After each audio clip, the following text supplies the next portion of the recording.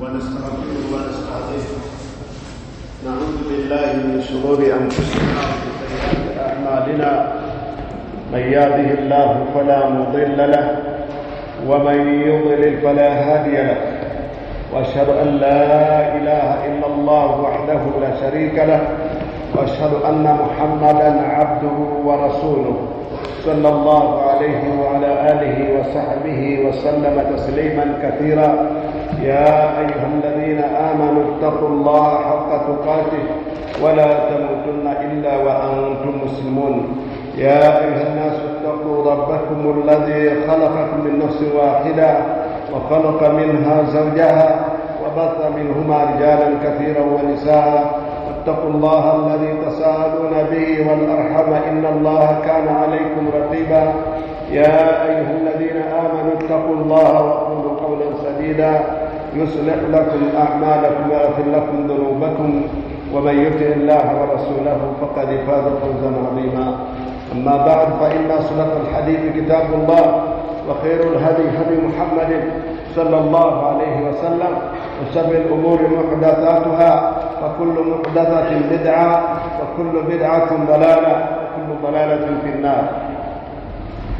Ndugu zangu katika imani, baada ya kumhimidi Allah na kumtakia sala na amani Mtume Muhammad sallallahu alaihi wasallam, ndugu zangu, leo siku ya Ijumaa, tuko katika tarehe 25 ya mwezi wa Dhulqaada. Kwa maelezo hayo na kwa tarehe hiyo, mbele yetu kuna siku 5 tu au 6 tukawa katika mwezi wa Dhulhijja.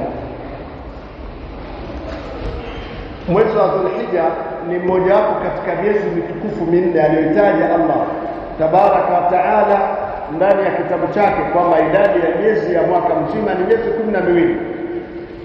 Kati ya hiyo kuna miezi minne mitukufu, na ndipo tukaambiwa kwamba thalathatu salda au tataga miezi mitatu katika hiyo imefuatana, ambayo ni Dhulqaada, Dhulhijja na Muharram. Lakini mwezi mmoja wa Rajabul Fard, na Rajab iko peke yake imejitenga karibu na Ramadhani, ambapo kati yake na Ramadhani mwezi mmoja wa Shaaban. Lengo katika hutuba leo sio kutaja miezi mitukufu, bali lengo hasa ni kutaja nini Dhulhijja na imebeba nini kwa umma wa Kiislamu. Ndugu zangu katika imani, innaha 10 min al-awwal min shahr Dhulhijja. Si kinginecho kinachoongelewa katika hutuba ya leo, yanaongelewa masiku 10 ya mwanzo ya mwezi wa Dhulhijja, ambayo kwa hakika ni masiku ambayo Allah tabaraka wa taala katika maeneo kadhaa ndani ya Qur'ani ametaja kuonyesha uzito wa masiku hayo. Kwanza tukianza na aya ya kwanza katika suratul Fajr na aya ya pili, anaposema Allah wal fajr wa layalin ashr. Anaapa Allah kwa wakati wa alfajiri, lakini anaapa kwa masiku 10. Ahlul ilm katika mufassirina wabobezi katika Qur'ani ambao wanategemewa katika umma wa Kiislamu wanaashiria kwamba layali asr inatajwa ndani ya aya hii ni siku 10 za mwanzo za Dhulhijja. Ndugu zangu katika imani, lakini katika eneo lingine Allah tabaraka wa taala akataja pale aliposema wayadhkuruna ismallahi fi ayyamin ma'lumat, na wamtaje Allah katika masiku maalum. Wakasema mfasirina pia haya ayyamin ma'lumat ni masiku 10 ya mwanzo ya mwezi wa Dhulhijja. Mtume sallallahu alaihi wasallam alidhihirisha utukufu wa masiku haya, bali akaamrisha na kusisitiza juu ya Waislamu kutoghafilika na kusahau umuhimu wa masiku hayo, na kuchunga kuyatumia kwa faida.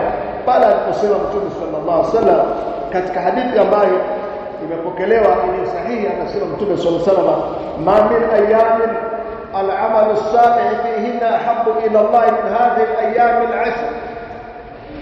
Kasema hakuna masiku ambayo matendo yake yanapendwa zaidi mbele ya Allah kuliko masiku haya 10, yani masiku 10 ya mwanzo wa Dhulhijja. Faqala ya Rasulullah, masahaba likawashangaza kwamba Mtume wa Allah, mbona umeyapa thamani kubwa sana masiku haya? Wala jihad fi sabilillah, ina maana hata jihad fi sabilillah haipendi mbele ya Allah kuliko matendo mema yanayofanyika ndani ya masiku haya.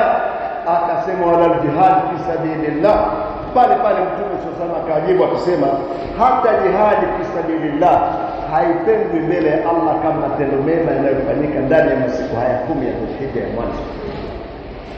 Ila rajulun, akatoa istithna bwana Mtume sallallahu akasema isipokuwa jihadi itakayopendwa zaidi mbele ya Allah kuliko au sawa na matendo mema ndani ya masiku haya ni ya mtu ambaye kharaja binafsihi, aliyetoka mwenyewe nafsi yake, wa malihi, na mali yake kwenda kupigania dini ya Allah, wala yarji min dhalika bi shay'in, akawa hakurejea na chochote katika hiyo. Si yeye hakurejea wala mali zake hazikurejea, huyo ndiye atakuwa anapendwa mbele ya Allah subhanahu wa ta'ala kuliko au sawa na matendo mema yanayofanyika ndani ya siku haya 10 ya mwanzo wa Dhulhijja. Ndugu zangu katika hadithi hii, jambo la kwanza tunajifunza kutoka kwa bwana Mtume sallallahu alaihi wasallam juu ya utukufu na heshima ya masiku haya 10 ya mwanzo wa Dhulhijja.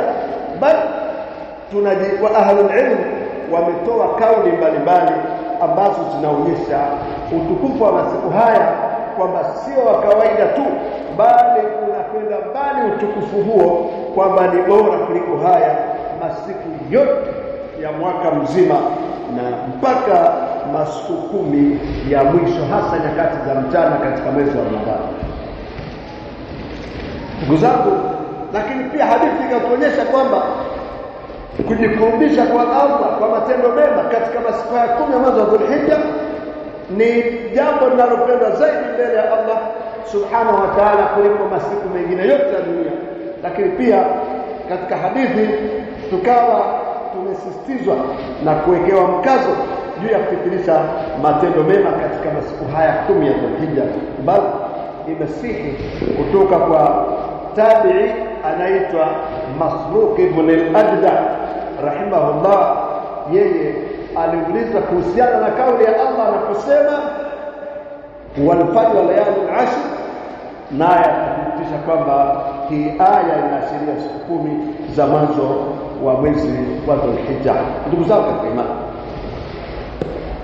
mimi na wewe Allah ametuacha kwa makusudi kabisa. Wengi wamekatika, hawakufika masiku haya au hawakufika masiku haya, lakini mimi na wewe hebu tujiandae kisaikolojia kuanzia sasa, bali tuazimie na kutiania kwamba iwapo Allah atatufikisha tukiwa hai salama, tuna afya kamili, tuyafanye mambo yafuatayo. Kwanza ni kukupia juu ya kufanya amali za kheri, bali kukupia kuzielekeza na kuzihimiza familia zenu, wake zenu na watoto wenu kwa ujumla, kwamba kuweza kushindana katika kheri za aina mbalimbali ndani ya masiku haya, bali kusaidiana baadhi yenu kwa baadhi, kwa kukumbushana, kuhimizana, kukumbushana umuhimu wa masiku haya, na kwamba ni fursa pekee ambayo huenda isirejee tena kujikariri kwetu. Kwa hivyo kutupuuza na kutocheza na muda huu, bali tuangalie shetani asije akatukatisha tamaa tukawe nyuma. Fa innaha ayyamun qalila, la kushangaza ni siku machache mno. Mtashangaa kisha mtashangaa hayo masiku 10. Utashangaa unaandaa mwezi wa Dhulhijja, ghafla unakwenda kuswali ile adha, yanakwenda haraka sana. Siku zote vitu vya thamani huenda haraka sana. Kwa hiyo ni masiku machache mno, lakini ujira wake ni mkubwa mno. lakini vile ni masiku yanayoondoka haraka. Atakayepita kheri zake amepata hasara sana. Wema waliopita alikuwa akijitahidi katika masiku haya jitihada zisizokuwa za kawaida, mpaka imefikia wakati kama anavyosemwa huyu mmoja katika wema waliopita ambaye ni Al-Qasim ibn Abi Ayyub, kwamba yeye alikuwa anamuona Said ibn Jubair yakiingia masiku haya ya 10 la mwanzo la Dhulhijja, anajitahidi katika ibada jitihada ya hali ya juu sana, mpaka watu wanasema jitihada yake haiwezekani, hakuna kuiweza, kwa namna wanavyojua namna gani watumie wakati huu. Ndugu zangu, katika jumla ya ibada ambazo ni bora zaidi, bali zina umuhimu zaidi kuzitilia umuhimu katika masiku haya, jambo la kwanza ni kufunga siku 9.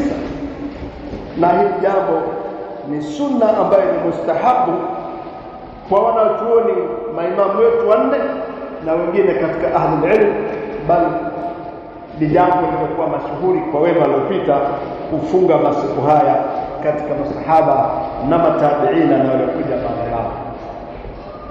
Huenda mtu akauliza swali kwamba iko wapi hadithi inayoelekeza kufunga masiku haya, kwa sababu tunakutana kwa baadhi ya watu almuthbitina wanaokatisha tamaa watu kufanya ibada katika kheri, bali baadhi wanakuwa wajasiri, baadhi ya watu ni majasiri wa kuweza kuchallenge masiku haya kwamba hayana dalili. Hao tunasema shetani anawachezea akili zao, kwa sababu hii wanasema wanachuoni, hii ni sentence ambayo imetaja kwa ujumla. Bwana Mtume aliposema ma min ayami al-amalu salih fi ahabbu ilayhi ila Allah min hadhihi al-ayam al-ashr. Wanachuoni kuchukua kauli ya amalu salih imekuja kwa mujibu wa sheria, tendo lolote litakalobeba sifa 2 litakalofanywa kwa ikhlas na likatekelezwa kwa mujibu wa sunna ya Bwana Mtume sallallahu alaihi wasallam, lolote hata kama ni tendo la ada litakuwa ni amalu salih, itapata sifa kwa amalu salih. Sasa mtu anayeuliza swali kama hilo, muuliza swali kwamba je, somo ni katika amalu salih au hapana? Ikuta ni katika amalu salih, inaingia huko. Funga unaweza almali, hakuna kitu cha kujua kwamba uruhusiwi kufunga katika masiku 10 ya mwanzo, naye ni katika amalu salih. Kwa hivyo ikawa kwamba jitahidi Muislamu siku 9 si chochote zifunge, kwa sababu funga ni katika ibada kubwa. Mtume sallallahu alipokuwa akimhusia sahaba mmoja akamwambia alayka bisawm fa innahu la adla, akasema ndio yako kufikisha funga, kwa sababu funga haina mfano wake katika ibada. Funga siku 9 ndugu yangu, upate kheri na ujikurubishe kwa Allah katika masiku haya yanayokuja mbele yetu. Lakini vile vile jambo la pili ni muhimu zaidi kufanya kwa wingi kusoma Qur'ani tukufu. Walau hata Muislamu jipinde ndani ya siku 10 umalize Qur'ani nzima. Ukiandama tu Dhulhijja, anza kila siku kusoma juzu 3 au zaidi kabisa, jipinde tangu subuhi mpaka Isha, wakisha unamaliza juzu 3 au 5 ukiweza. Kwa siku 10 tutakuwa tunamaliza Qur'an biidhnillah na zaidi, na hiyo ni katika ibada kubwa tutakayofanya mbele ya Allah subhanahu wa ta'ala. Lakini jambo la tatu, al-ikthar min as-sadaqah ala al-fuqara, kutoa kwa wingi sadaka kwa maskini na mafakiri, bali kutoa sadaka katika njia za kheri mbalimbali, si lazima maskini, hata katika mashughuli za kheri, katika njia mbalimbali, bali wasaidie ndugu zenu katika kuweza kuwafariji katika shida na matatizo wanayo ya aina mbalimbali. Katika masiku hayo itakuwa ni kheri kubwa sana mbele ya Allah. Na ndugu yangu, ukisema sadaka na ahlul amwal, watu wa mali watoa mali zao, lakini hata watu wa elimu watoa elimu zao, watu wenye nguvu watoa nguvu zao, lakini watu wanaweza kusaidia kwa kila aina. Sadaka zina milango mipana zaidi, lakini kiongozwa na mali na vinginevyo zote kwa sadaka utapata faida mbele ya Allah. Jambo la 4, kudumu katika swala za faradhi kwenye nyakati zake katika jamaa, kwa wanaume na kwa wanawake, kuswali kwa wakati ndani ya majumba yao, na pia kuswali nawafil ibadat, swala za sunna rawatib na nyinginezo kama zilizopangwa, lakini swala za duha na kiamu layl na witri kwa ujumla kujitahidi bila kufanya uzembe wala uvivu. Ni masiku matatu yaliyobeba kheri kubwa. Jambo la tano, kukithirisha dhikrullah wa duaihi wa tasbihihi, kufanya kwa wingi dhikri ya Allah, kumuomba dua, kumsabih kwa kusema subhanallah, wa kumhimidi kusema alhamdulillah, kwa tahlil kusema la ilaha illa Allah, kwa istighfar, kwa takbirat katika nyakati zote, kiasi kwamba hiyo iwe fanya dhikri ukiwa nyumbani, ukiwa kwenye kipando, ukiwa kazini mwako, unatembea kwa mguu, lakini pia unapoingia na kutoka, unapotembea, unapokuwa katika hali zote, kwa kutumia ulimi wako kwa kusema mpaka ulimi wako kama unataja dhikri zile, kama ni tasbih au tahlil au takbir. Ni jambo la msingi sana, na katika jumla ya ibada nyepesi alizozirahisisha Allah ni dhikrullah. Haihitaji wakati maalum, haihitaji kuelekea kibla, haihitaji udhu, haihitaji kwamba uwe katika labda ni wakati wa namna yoyote. Na ndipo tukaambiwa ni ibada maisur, ni ibada iliyokaa pesa hali ya sana, lakini yenye ujira mkubwa sana. Imam Shafi rahimahullah anasema katika kauli yake mashuhuri kwamba idha kasafa al-qata' yawm al-qiyamah, litakapoondolewa kifuniko siku ya kiyama, pazia likaondolewa machoni mwa watu, wakaona kilicho katika ujira kunako dhikrullah, watu watajuta sana, wakasema ya Rabbi, tulishindaje ibada hii kwa nyepesi kutekelezeka kwa hali yote ile? Unatembea, umekaa, umesimama, unafanya kazi, unafanya nini, katika hali yote unaweza kutekeleza na ni nyepesi hilo, lakini ina ujira mkubwa. Watu watajuta kwa kuona wanapoteza kitu kikubwa sana.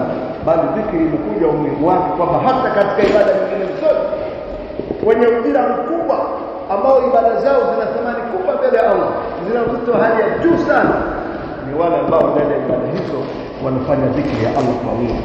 Dhikri ya Allah ni kama kiungo katika maisha ya mwanadamu ambaye inaunda kila hali yake yote ile. Akifanya dhikri kwenye kikao, kiungo kikao hicho, akiwa katika kazi fulani anaiunda, anafanya kiungo cha kuiunda kazi hiyo, lakini pia akiwa katika hali yote ile, mpaka tunaambiwa kwamba dhikrullah inamfanya mtu afanye kila kitu ambacho anakifanya ndani yake kwa ya Allah, kinakuwa na utukufu na bora mbele ya Allah subhanahu wa ta'ala.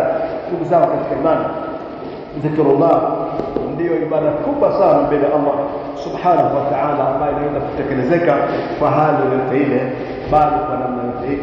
Katika jumla ya ibada muhimu za kuthibitisha katika masiku haya 10 ni takbira. Allahu akbar, Allahu akbar, la ilaha illa Allah, Allahu akbar, Allahu akbar, lillahi alhamd. Muislamu atakiwa katika masiku yote kuanzia tarehe 1 Dhulhijja mpaka siku ya Eid, atakiwa Muislamu wakati wote hii itakiwa inaitwa ni takbiratu mutlaq, ni takbira isiyokuwa na maeneo maalum na wakati maalum popote.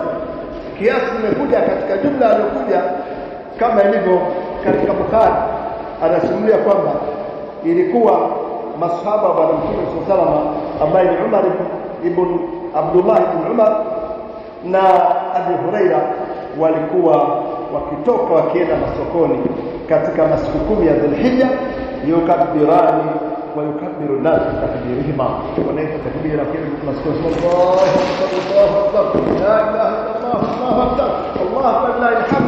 Katika masoko watu watasikia na wao watachangamka, wanakusikana na watu wote, mpaka anasema soko yartaji bitakbirat, inasikisika kwa takbira, mpaka watu wanadhani kwamba kule walio mbali wanadhani kuna kitu fulani, maana wanasikia mtikisiko hali ya mizani kutokana na takbira katika masiku hayo.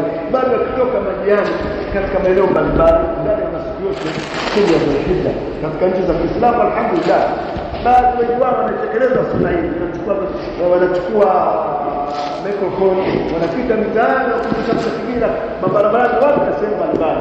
Hii ni kukuta saira ya Allah subhanahu wa ta'ala katika masiku haya. Uislamu tuchukue sunna hii tuipuuza, ni sunna muhimu mno.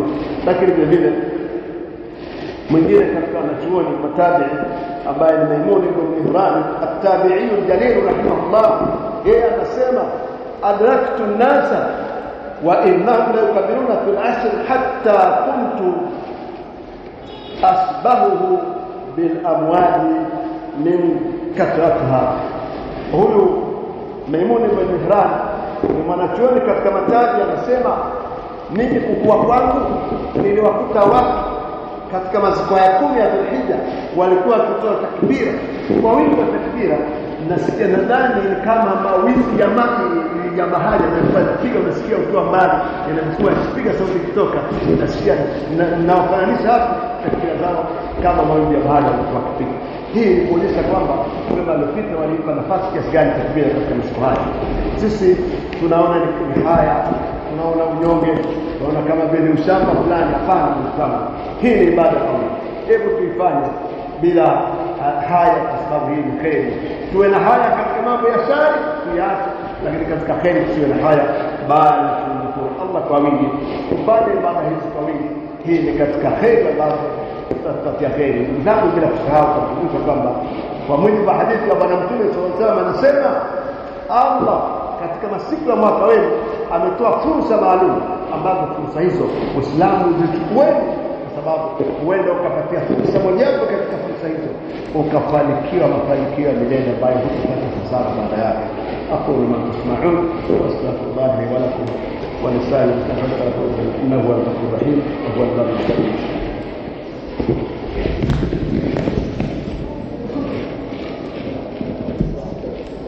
طيبا مباركا فيه، واشهد ان لا اله الا الله وحده لا شريك له، واشهد ان محمدا عبده ورسوله صلى الله عليه وعلى اله واصحابه وسلم تسليما كثيرا. اما بعد. ndugu zangu katika imani, kwa hakika mwanadamu maisha yake ni kubwa asiyofahamu.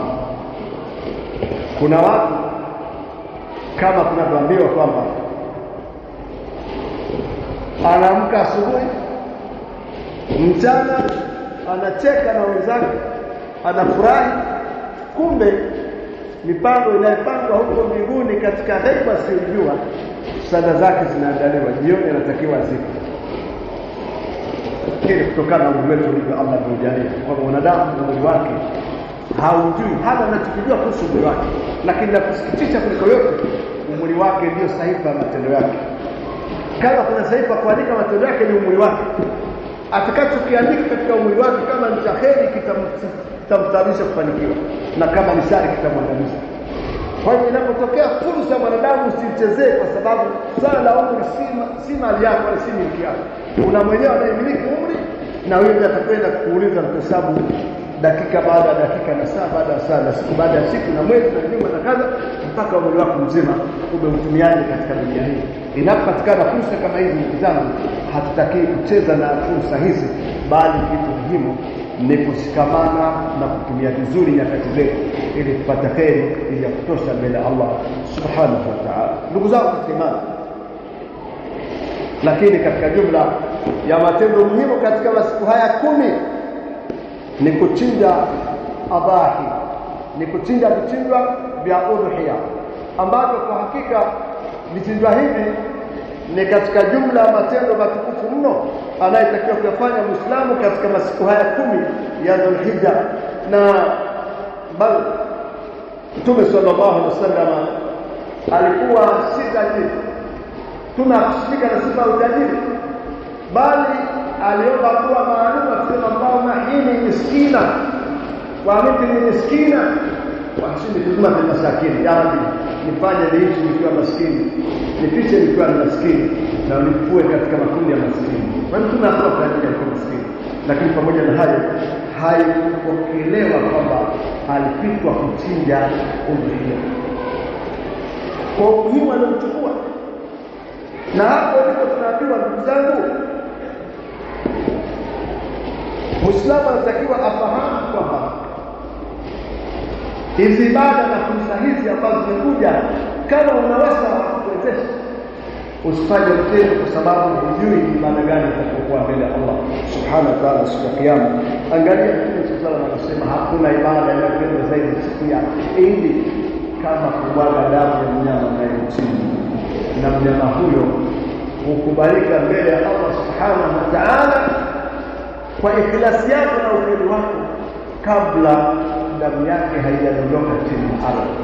Na hapa katika Allah akisema la yanalu Allahu yakunu dima'uha, Allah haangalii wala hakubali ulogo wa damu ya mnyama anayemchinja, wala Allah hadanganyi kwa wingi wa damu yake au muonekano wake mzuri, walakin lahu taqwa minkum, lakini Allah anataka ikhlasi na ukweli wenu mzee.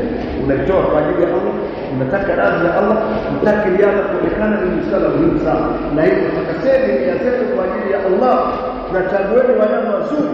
Bali wanasema wanachuoni hiyo sunna mustaqbal mnyama ambaye ndogo, angalia yule ambaye anastahili kwa kama na wasafi ndogo.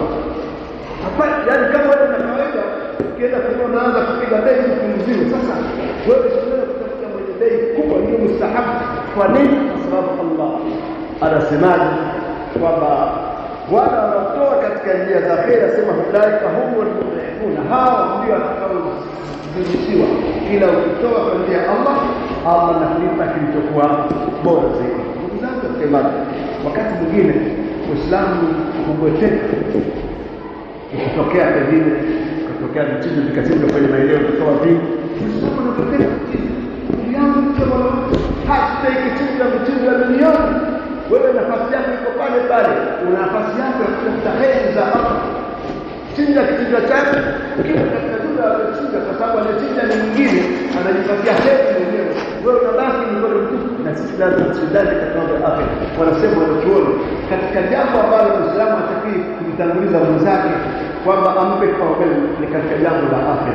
Afya usimpe kipaumbele yote, wewe utamlia ikiwezekana kumtangulia, kwa sababu afya ni bora na ni bakia, lakini pia inatakiwa tuione thamani yake. Katika hadithi bwana Mtume sallallahu alaihi wasallam, katika hadithi ya Abu Hurairah anasema man wajada sa'ati falam yadhak fala yaqribanna musabbaha, asema atakayekuwa na uwezo wa kuchinja alafu akawa hakuchinja, basi asitukurubie katika mswala wetu hivi, kama sio basi hana maana hiyo. Kwa hiyo utaona kama jambo la muhimu sana na nafasi ya ile yake, bali kwa yote ambaye atakuwa anania kuchinja katika siku ya Eid al-Adha, ambaye tayari anania kwamba atachinja siku hiyo itakapokuwa imefika jioni kabla ya kuandama, yani akiona ni tarehe 29 au 28 ya Dhulhijja, kuanzia leo tarehe 25, kesho 26, 27, 28, 29. Kwa siku haya jitahidi kama unarekebisha kufunga nywele zako, kukata kucha zako, ili nini itakapokuwa tayari muandamo kuanzia jioni ya muandamo mpaka siku ya Eid, utakuwa wewe unaendelea kuchinja, usiri kukata kucha wala kufunga nywele. Kwa hadithi ya bwana Mtume sallallahu alaihi wasallam anasema idha dakhala al-'asr wa arada ahadukum an yudhi fala yamassa min sha'rihi wa basharihi shay'an. Atakapoandaa mwezi wa Dhulhijja na mmoja wenu akawa na nia ya kuchinja, asikate chochote katika nywele zake na katika kucha zake. Na katika tamko nyingine akasema Mtume sallallahu alaihi wasallam, man kana lahu dhabhu yadhbahu fa idha uhilla hilalu Dhulhijja fala ya'khudanna min sha'rihi wala min afwari shay'an hatta yudhi. Katika hadithi nyingine anasema atakayekuwa na kichinjwa ambacho atakichinja siku ya Eid, utakapoandama muandamo Dhulhijja, asipunguze chochote katika nywele zake wala katika kucha zake mpaka atakapokuwa amechinja kichinja hiki. Na katazo hili wanasema wanachuoni ni nahai karahati tanzih, ni katazo ambalo linachukuliwa makruh wa hali ya juu sana. Linapotajwa makruh katika mustala yote wanapita walichukulia jambo limekatazwa, halifai Muislamu awe mbali. Watu mutaakhirina wa zama hizi ndio wanachukia sana makruh katika hali ya kuwa, lakini sio poa. Ni swala hitaji Muislamu awe serious katika kama jambo fulani limekatazwa aliyati baada ya Allah subhanahu wa ta'ala. Ndipo kusema wanachuoni atakayesahau akakata au kupunguza nywele zake chochote wakati atakapokuja atoe istighfar kwa Allah kwa kufanya kosa kubwa sana kwa hivyo, kwani kitazo na mtakuwa nataka kuchinja kufanya hivyo. Na hii ni kitaka kufanana na baadhi ya mchezo waliopenda katika haji ambao baada ya kutimia haruhusi kwenda kucha wala kuuza nywele wala kupaka manukato na mengine mengi ambayo wanakuwa hawaruhusiwi. Na wewe unafanana nao walio katika kheri huko mbele. Ndugu zangu katika imani, tumche Allah subhanahu wa ta'ala, tufanye bidii na kushindana katika kheri. Huu ni wakati muhimu wa kushindana. Tusicheze ndugu zangu. Hii tambii ya kutubariki kwa tambii mapema ili siku tano hizi tujiandae kisaikolojia kwamba tunapenda kukabiliana na matendo mazuri na somo na sadaka na swala na dhikri na takbiri na kusoma Qur'an na mengine mengi ambayo yako mbele yetu. Tuanze kwa sasa kujiandaa kama leo tarehe 25 unahesabu siku moja baada ya nyingine mpaka utakapokuwa umeandama billahi katika kheri na siku kheri yote katika siku haya.